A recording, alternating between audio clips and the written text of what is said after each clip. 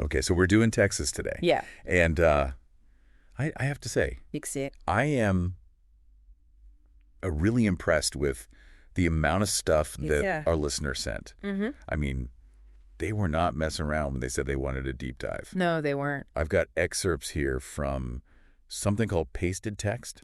Okay. A couple articles from the Texas State Historical Association. Right. The Financial Times. Always a good one. And even something from the ASU Institutional Repository. Oh, wow. Getting into the academic stuff. Yeah. So I think it's pretty clear that they want to go way beyond just the, the cowboys and the oil and the whole, The stereotypes. The stereotypes, yeah, exactly. Yeah. Which, to be fair, are definitely a part of Texas. Right.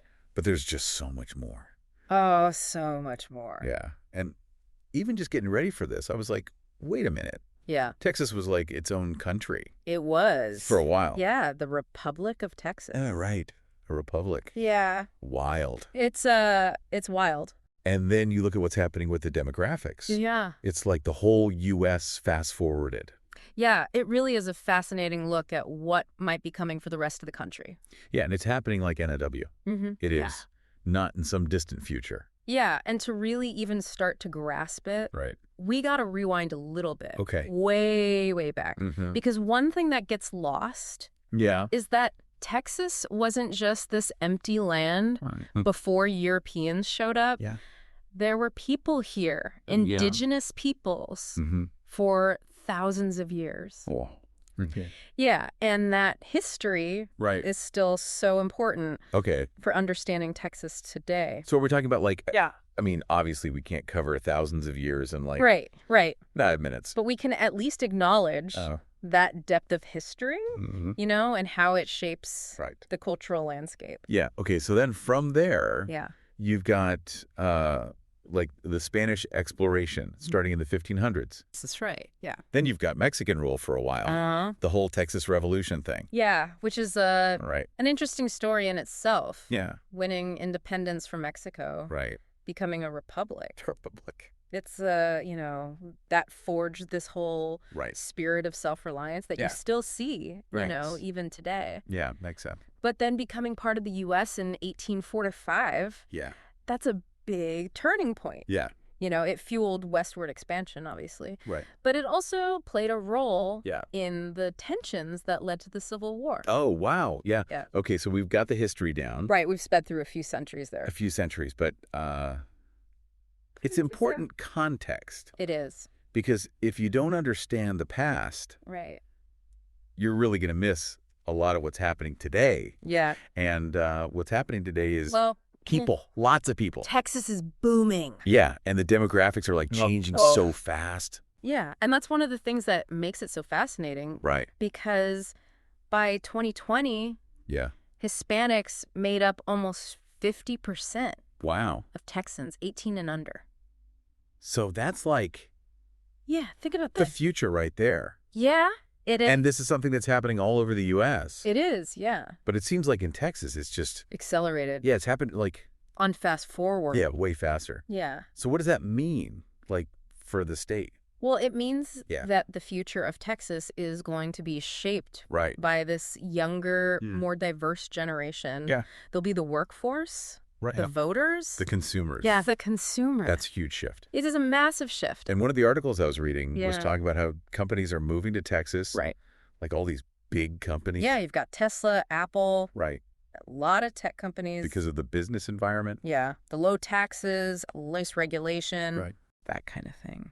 But if the population is changing like this, will that still be what people want? That's the big question. Right. Texas has always prided itself on that kind of hands-off approach. Yes, small government. Right. But a younger generation, they might have different priorities. Yeah. Education, infrastructure. Social services. Things like that. Right. So how Texas adapts all of this is really going to determine. It will. It'll determine its future. Okay. So then there's the economy. Right. Which everyone thinks. Oil. Cowboys. And to be fair, oil and gas are still big. Right. They are. But is it still all about that? No, not at all. Okay. Texas has been quietly diversifying. Oh, interesting. Yeah. You look at Houston, it's becoming a big player in healthcare. Wow. And renewable energy. Okay. And then you've got Austin. Yeah. Which is like this mini Silicon Valley. I was reading about that in the Financial Times. They were talking about how like Tesla and Apple have set up these huge operations. Yeah, major operations in Texas. Yep. And it's not just the incentives. No. It's also the workforce. Right. Texas has a growing workforce. Especially in tech. Yeah. But all this growth. Oh, yeah. It can't all be good, right? Well, that's the thing. The Financial Times article actually talks about that. Oh, yeah. Yeah. The downsides of this boom.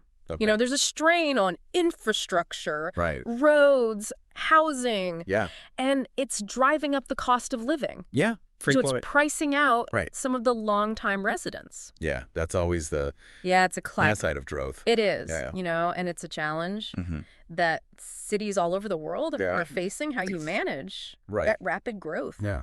It's tough. So it seems like Texas is trying to walk this tightrope. They are. Of like attracting all these businesses and this investment, but also managing it. Yeah. So that it benefits everyone. Right. That's the key. Not just the newcomers. Right, yeah. And that's where sustainable development comes in. Okay. You know, investing in infrastructure, affordable housing, education, workforce training, making sure that everyone has the opportunity to benefit from this growth. Okay. It's a tough balance, but it's a really important lesson. Yeah, for everybody. Yeah. So we've talked about the history, the demographics, the economy, but like, what about the soul of Texas? Yeah, like what makes Texas, Texas? Right. You know, we can't ignore the whole like cowboy thing, the wide open spaces, the, you know, go big or go home. That's definitely part of it. But it's got to be more than that. Yeah. Right? It is. So what is it? Well, Texas is really this incredible cultural tapestry, you know, woven from indigenous heritage, Spanish, Mexican influences, Anglo-American settlement, and then waves of migration from all over the world. So it's like all of that mixed together. It is, yeah. And you see it. You do. In the music. Absolutely. Right? Like you've got country, you've got Tejano, blues, all mixed together. Blending together. And the food. Oh, the food. Tex-Mex. Right. Like its own category. Yeah, it's amazing. A fusion of flavors. Yeah. That reflects the state's history. I love it. Yeah. So it's like that cultural blend is in everything. It is in everything.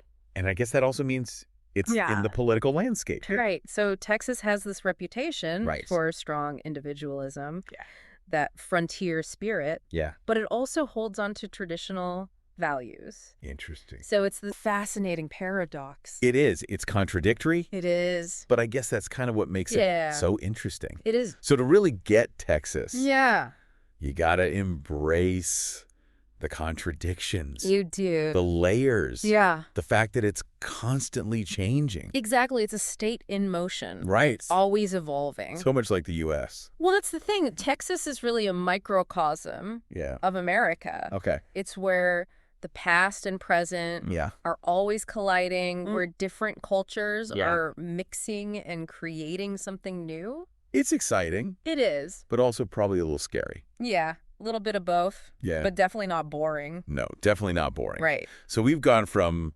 ancient settlements to like tech giants. Right. Tech giants. Yeah. Demographic shifts. Yeah. To like the soul of Texas. We've covered a lot of ground.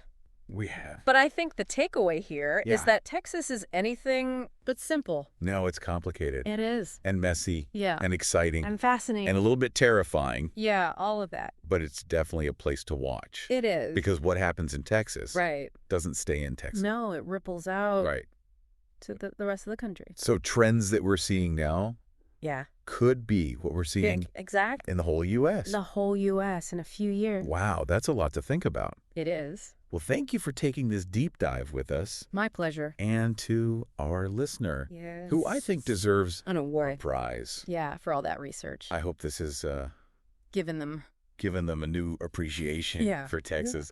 Keep exploring. Keep learning. And until next time. Happy trails. Happy trails. Today is your lucky day.